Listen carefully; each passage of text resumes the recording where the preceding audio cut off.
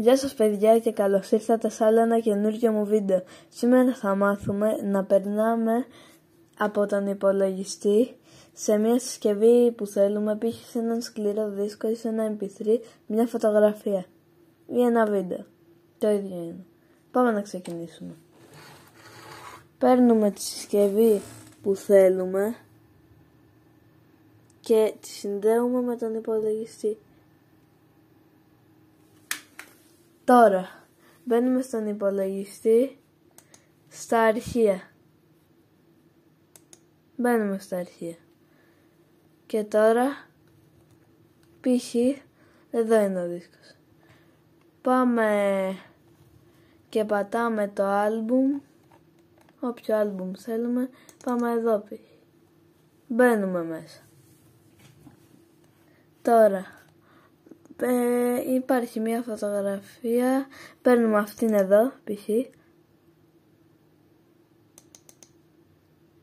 Φορτώνει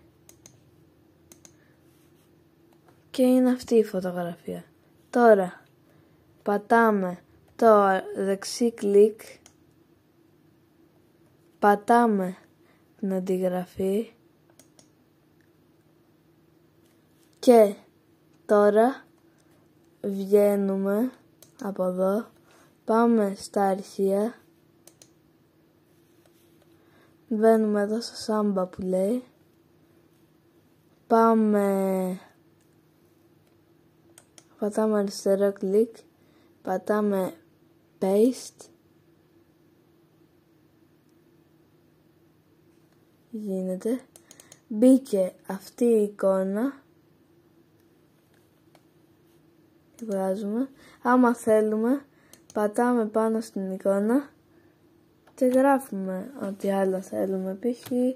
εγώ θα γράψω Seat Leon. Enter. Αυτό ήταν το βίντεο, ελπίζω να σας άρεσε και να ήταν χρήσιμο.